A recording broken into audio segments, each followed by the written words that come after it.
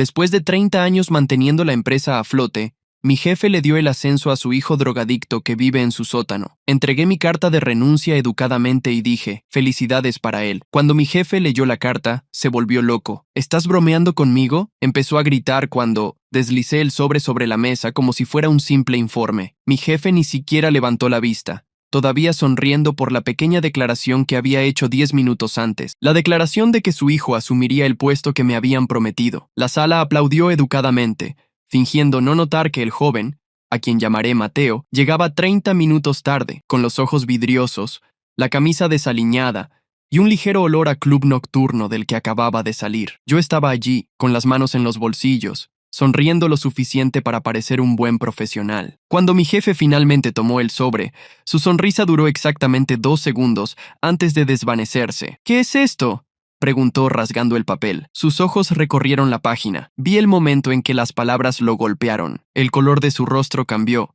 primero a confusión, luego a incredulidad, y finalmente a algo ardiente y feo. Golpeó el papel sobre la mesa. ¿Estás bromeando conmigo? Mi tono se mantuvo firme. Felicidades a Mateo. Se reclinó en su silla como si no pudiera creer lo que oía. Estás renunciando ahora, después de todo. Después de todo. Esa parte casi me hizo reír. Mi nombre es Ricardo Costa. Tengo 58 años y, hasta hace 30 segundos, era el vicepresidente senior de operaciones en una empresa llamada Gómez y Vasconcelos. Había estado allí durante 30 años, más tiempo de lo que dura la mayoría de los matrimonios, más que la suma de los mandatos de los últimos 3 directores ejecutivos. Construí departamentos desde cero, mantuve la empresa a flote durante las crisis y salvé contratos que la habrían hundido. Mis huellas dactilares estaban en cada sistema, en cada proceso, en cada éxito. La oficina a nuestro alrededor era demasiado brillante, demasiado fría. No siempre fue así. Cuando empecé, el lugar olía a papel y tinta, y podías oír conversaciones reales por teléfono. Ahora,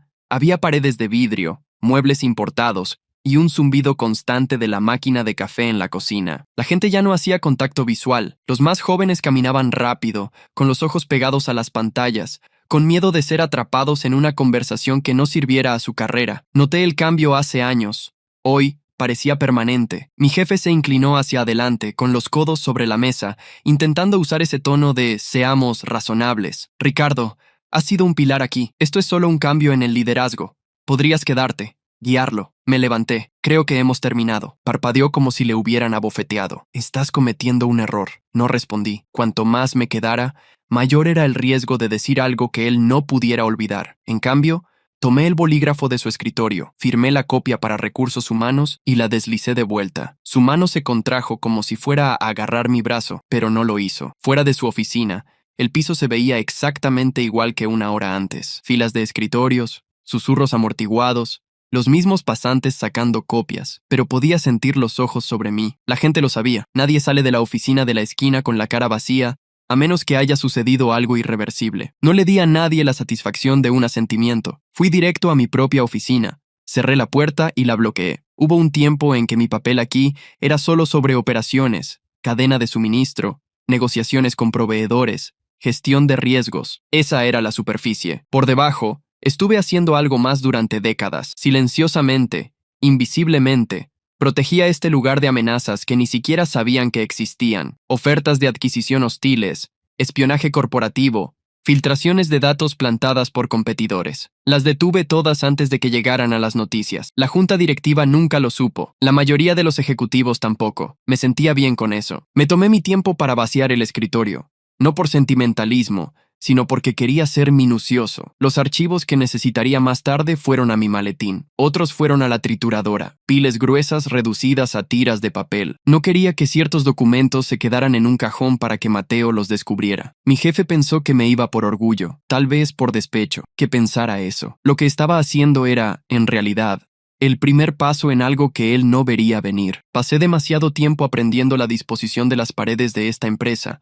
tanto las físicas como las invisibles. Sabía dónde estaba cada punto débil. Sabía qué apretones de manos significaban algo y cuáles no significaban nada. Y sabía exactamente cómo desmantelar lo que había construido si caía en las manos equivocadas. Mateo no era solo las manos equivocadas. Era una mecha encendida en una habitación llena de gas. Cuando finalmente salí de mi oficina, con el maletín en la mano, El peso en mi pecho no era de pérdida, era de preparación. Pasé por la recepción sin bajar el ritmo. Las puertas del ascensor se abrieron de inmediato, como si me estuvieran esperando. Dentro, presioné el botón del vestíbulo.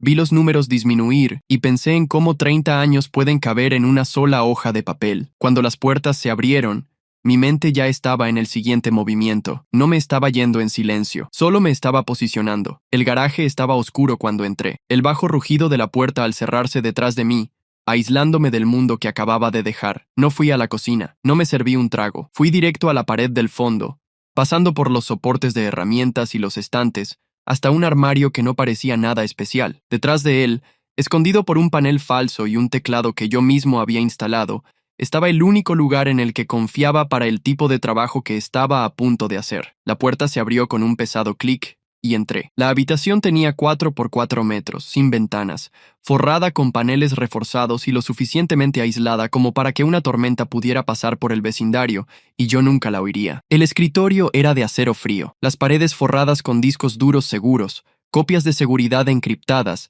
y pilas de copias físicas antiguas que la mayoría de la gente pensaba que habían sido trituradas hace mucho tiempo. 3 monitores cobraron vida cuando toqué la consola, su brillo cortando la penumbra. Era allí donde guardaba 30 años de la historia real de la empresa, el tipo de historia que nunca llegaba a los informes anuales o a las actas de las reuniones de la junta. Comencé con el expediente personal de Mateo. Era delgado, predecible.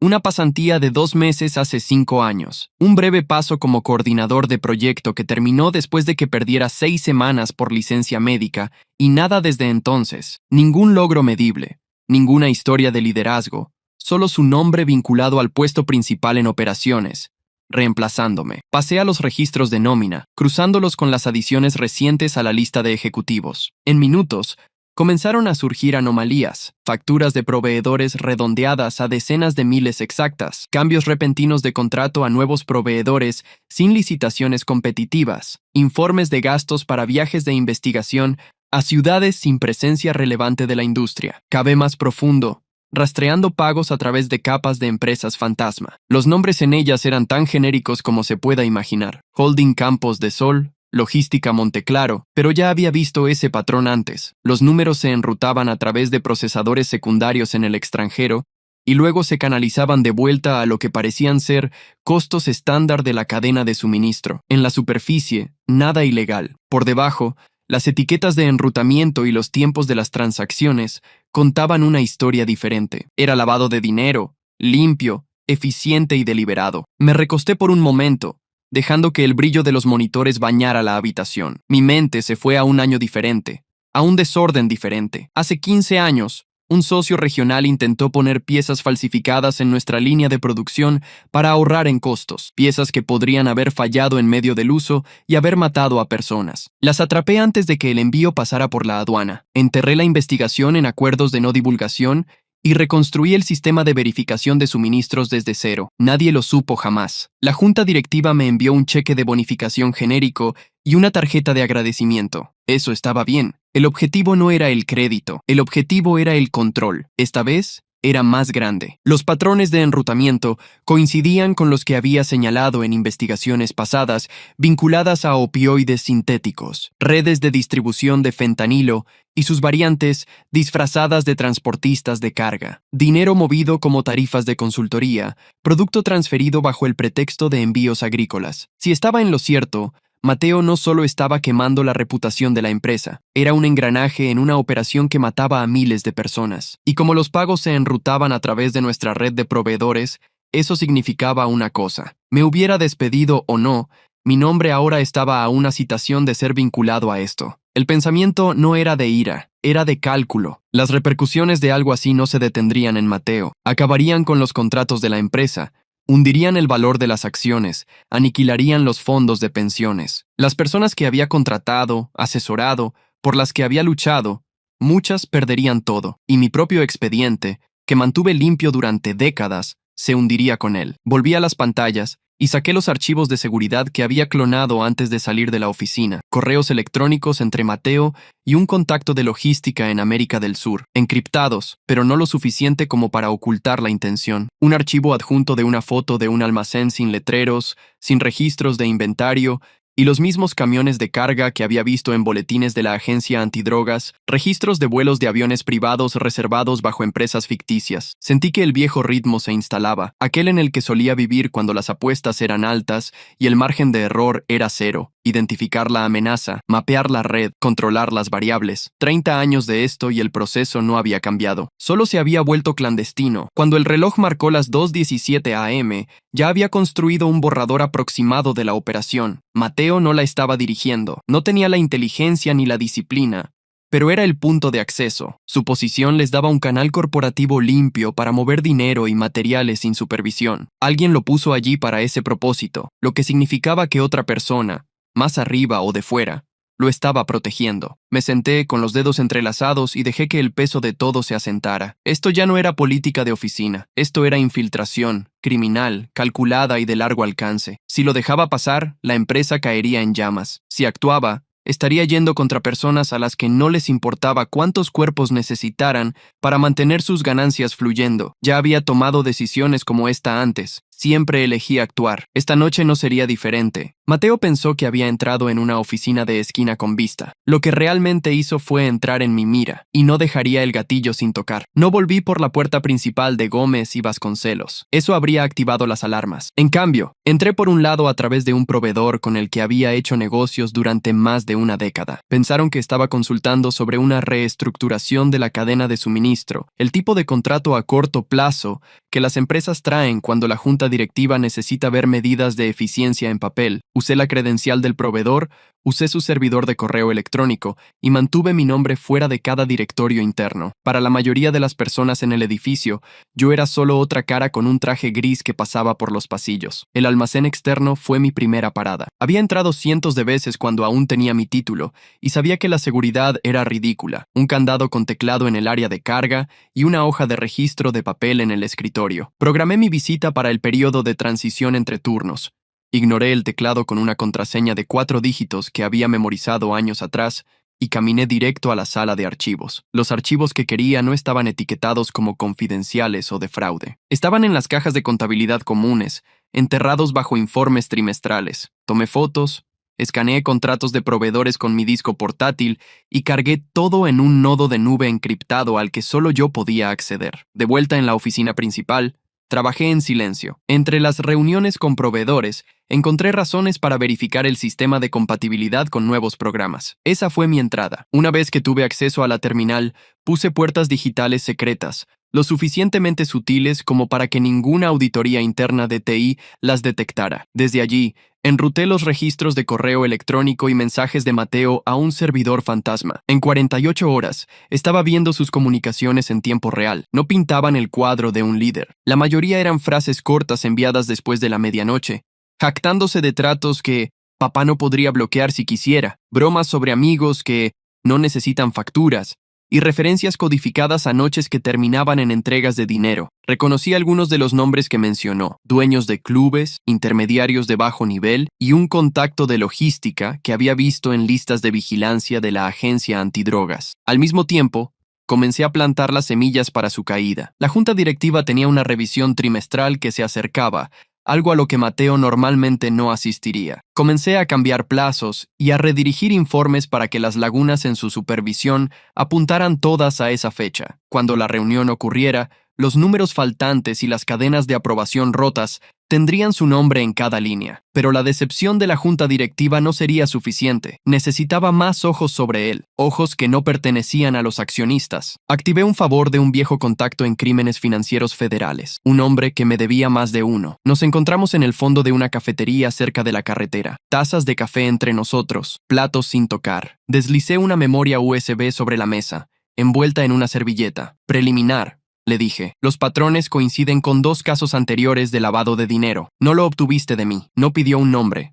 No tomó notas. Solo guardó la memoria USB y dijo: lo vigilaremos. Eso era todo lo que necesitaba. En las semanas que siguieron, el comportamiento de Mateo solo empeoró. Lo veía en el vestíbulo rodeado de personas que no tenían nada que ver con nuestro negocio. Parásitos bien vestidos y perfumados que parecían nunca haber visto el interior de una fábrica. En el ascensor, lo oí jactarse ante un analista junior sobre mis contactos y dinero de verdad, en un tono que hacía que la empresa pareciera su cajero automático personal. Una noche de viernes, me dejé arrastrar a un grupo que iba a un bar en el centro. Era el tipo de lugar que le gustaba a Mateo: luces tenues, precios altos, música lo suficientemente alta como para emborronar los bordes de las malas decisiones. Me quedé cerca de la pared, bebiendo una copa que no terminé. Mateo llegó tarde, ya con el tipo de balanceo al caminar que solo viene de mucho whisky y mucho ego. Me vio antes de que pudiera moverme, abriéndose paso entre la multitud con una sonrisa que no le llegaba a los ojos. Vaya, si no es el viejo en persona. Arrastró las palabras, inclinándose demasiado. Su aliento era una mezcla de whisky y algún químico que quema la parte posterior de la nariz. Oí que has estado por aquí, consultando, vigilándome. Lo dijo como un desafío, pero sus pupilas estaban dilatadas, sus palabras al borde de la coherencia. Mantuve mi expresión inmutable. Solo trabajo. Se rió, corto y seco. Los planes de jubilación de papá van más rápido de lo que cualquiera piensa. Podría haber algunos cambios en la cima antes de lo que se espera. Su mano se apretó brevemente en mi hombro. Una torpe imitación de camaradería. Serías inteligente si te mantienes en mi lado bueno. No respondí. Solo dejé que el silencio se cerniera hasta que se alejó, sonriendo como si hubiera ganado algo. No tenía idea de que la trampa ya estaba puesta, y todo lo que tenía que hacer era seguir caminando hacia ella. En la mañana de la reunión de la junta, entré en la sede de Gómez y Vasconcelos vistiendo un polo gris liso, con el logotipo del proveedor cosido en el pecho, y una credencial que decía: soporte de TI. Nadie me miró 2 veces. Tomé el ascensor hasta el último piso con un carrito de cajas de equipo apiladas, cada una conteniendo más de lo que la etiqueta sugería. Cuando llegué a la sala de conferencias ejecutiva, el equipo de montaje ya había pasado cables, probado proyectores y verificado micrófonos. Todo lo que tenía que hacer era verificar las configuraciones, lo que me dio una ventana perfecta para insertar el sabotaje. Mateo estaba en el pasillo, caminando de un lado a otro como un hombre ensayando para una actuación que no entendía. Su traje estaba bien cortado, pero lo usaba como un disfraz, hombros demasiado apretados, cuello ya tirando contra el cuello. Capté fragmentos de su voz mientras pasaba a su lado. A la junta le va a encantar esto, y papá dice que después de hoy nadie más me cuestionará. Dentro de la sala de conferencias, conecté mi unidad al sistema de presentación. Las diapositivas de Mateo se cargaron perfectamente para mí, lo que significaba que podía alterarlas sin sospecha. Algunos gráficos clave fueron reemplazados por números brutos, no procesados, que no tenían sentido sin explicación. Una proyección de ingresos proyectada se convirtió en un gráfico vacío. Su plan de expansión de mercado ahora tenía texto de marcador de posición en otro idioma. Dejé el resto intacto. El objetivo no era hacerlo parecer una víctima de una falla técnica. El objetivo era quitarle cada apoyo hasta que la verdad fuera expuesta. Cuando la reunión comenzó, me quedé callado contra la pared cerca del estante audiovisual, ajustando una configuración inexistente en mi tableta. Mateo comenzó bien, sonriendo a la junta, estrechando manos, haciendo bromas casuales, pero cuando hizo clic en la primera diapositiva alterada, la confianza se resquebrajó, su frente se frunció, me miró como si pudiera arreglarlo. No me moví, trató de explicar los datos faltantes. Su voz se tensó. En la siguiente diapositiva, un análisis financiero crítico mostraba datos no disponibles, en letras rojas y en negrita. Alguien en la junta se aclaró la garganta. Otro se inclinó hacia adelante frunciendo el ceño. Mateo balbuceó algo sobre migraciones de sistema de último minuto, pero cuanto más hablaba, menos convincente se volvía. Fue entonces cuando activé la segunda fase. Los teléfonos y computadoras portátiles de los miembros de la junta se encendieron casi al unísono. Cada uno recibió un correo electrónico encriptado etiquetado como irregularidades financieras urgentes, con un archivo adjunto que contenía cada pieza de evidencia que había compilado, contratos de proveedores vinculados a empresas fantasma, mapas de enrutamiento de pagos y los propios mensajes de Mateo haciendo referencia a horarios de envío y ventanas de entrega. Los archivos estaban fechados, con referencias cruzadas y lo suficientemente limpios como para ser admisibles en los tribunales. Desde mi posición, podía verlos desplazarse, sus rostros cambiando de confusión a incredulidad, a algo más frío. Mateo se dio cuenta, sus palabras fallando a mitad de la frase. ¿Qué? ¿Qué es eso?, preguntó, su voz demasiado alta. Abajo, los agentes federales que había contactado ya estaban en movimiento. 2 estaban en la mesa de seguridad principal del edificio. Otro par entró en el ascensor. Había programado su llegada para justo después de que la evidencia llegara a las bandejas de entrada de la junta, eliminando cualquier posibilidad de que alguien lo cerrara antes de la detención. Mi exjefe, sentado cerca de la cabecera de la mesa, Vio hacia dónde iban las cosas e intentó recuperar el control. «Hagamos un receso rápido», dijo, su tono tenso. Pero la presidenta de la junta negó con la cabeza. «No, vamos a resolver esto ahora». La mirada de Mateo saltó de un rostro a otro, buscando un aliado. Su sonrisa presuntuosa había desaparecido, su respiración se había acelerado, y un fino brillo de sudor se formó en su sien. Reconocí el segundo exacto en que la arrogancia se transformó en miedo. Fue cuando su padre no lo encontró con los ojos. La puerta se abrió. 2 agentes entraron, con las insignias a la vista, y se movieron directamente hacia Mateo. «Mateo Gómez está bajo arresto por conspiración para cometer fraude electrónico, lavado de dinero y distribución de sustancias controladas». Las palabras cayeron como un martillo. Se congeló por medio segundo. Luego balbuceó. «¿Qué? No, esto es un error». Lo esposaron sin ceremonias. Las sillas se arrastraron hacia atrás. Algunos miembros de la junta se levantaron. Otros solo se quedaron mirando. Los ojos de mi jefe siguieron a su hijo fuera de la puerta. Luego se fijaron en mí. Le tomó menos de un segundo armar el rompecabezas. «Tú», dijo, su voz baja y aguda. «Tú hiciste esto». Dejé que el silencio se extendiera lo suficiente para que lo sintiera. Luego hice un pequeño asentimiento. «Felicidades a Mateo». Y luego me fui, dejando la sala de conferencias en un silencio aturdido. El sonido de las puertas del ascensor al cerrarse detrás de mí, lo único que lo rompía. El aire en el garaje era más fresco de lo que esperaba, del tipo que huele ligeramente a polvo de concreto y aceite viejo. Mis pasos resonaron en las paredes mientras me dirigía a mi camioneta. El peso de la última hora estaba firmemente en mi pecho. Escuché su voz antes de verlo, aguda y llevándose por las filas vacías. «Ricardo, detente». No lo hice. No hasta que sus zapatos se arrastraron más cerca, su ritmo acelerándose como si temiera que yo pudiera desaparecer antes de que él pudiera decir las palabras. «No puedes simplemente irte después de esto», dijo, con la respiración entrecortada, el rostro rojo. «¿Tienes alguna idea de lo que hiciste?» Me giré lo suficiente para encontrar sus ojos. «Sé exactamente lo que hice». Sacudió la cabeza, la mandíbula apretada, buscando un ángulo que funcionara. «Si tenías preocupaciones, podrías haber venido a mí. Podríamos haberlo resuelto internamente. 30 años, Ricardo, 30 años. Y me atacas por sorpresa frente a la junta, frente a mi hijo. Tu hijo estaba moviendo dinero de criminales a través de la cadena de suministro de la empresa», dije con la voz tranquila. «Esto no era sobre preocupaciones, era sobre hechos. Le entregaste las llaves de todo lo que construimos, y él las usó como fachada para narcotraficantes. Eso no es un error para hablar tomando café». Su boca se abrió, pero nada salió de inmediato. Pude ver los cálculos en sus ojos, la forma en que estaba tratando de unir culpa, orgullo y control de daños en una sola respuesta. «¿Crees que eres una especie de héroe?», preguntó finalmente. «No», dije. «Creo que soy alguien que todavía recuerda lo que la lealtad debería significar». Las palabras cayeron más pesadas de lo que esperaba. Por un momento, ninguno de los dos habló. Mi mente volvió a los primeros días, cuando la empresa estaba en 3 pisos sobre un almacén, cuando celebramos la obtención de nuestro primer contrato nacional con pizza en platos de papel. Él me llamó su mano derecha más de una vez. Estuvimos hombro con hombro en ferias comerciales, en mesas de negociación,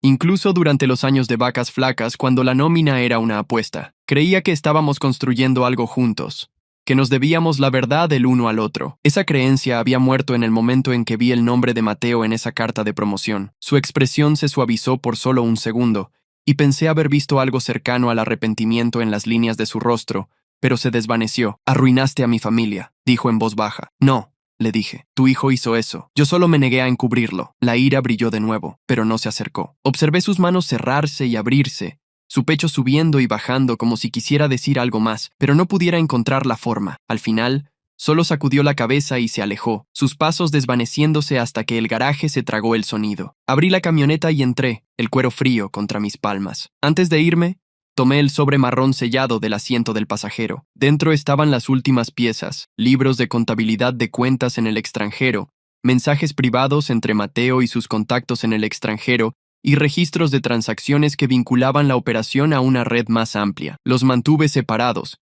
esperando hasta saber que el momento era el correcto. El principal agente federal estaba esperando cerca de la salida de servicio, recostado en un sedán sin distintivos. Bajé mi ventana y le entregué el sobre sin una palabra. Hizo un pequeño asentimiento, el tipo de reconocimiento que significa que ambos entendemos los términos tácitos. Me fui antes de que pudiera agradecerme. La ciudad se desdibujó a través del parabrisas, el horizonte ya perdiendo sus contornos en la neblina del final de la tarde. No fui directo a casa. En cambio, tomé el camino más largo, dejando que el zumbido de los neumáticos llenara el silencio. Cuando llegué a mi garaje, la tensión en mis hombros se había transformado en algo más tranquilo. Dentro fui directo a mi oficina en casa. Los monitores estaban oscuros, los sistemas encriptados apagados. En el cajón del escritorio, debajo de una pila de carpetas vacías, estaba mi antigua credencial de la empresa, laminada y desgastada en los bordes.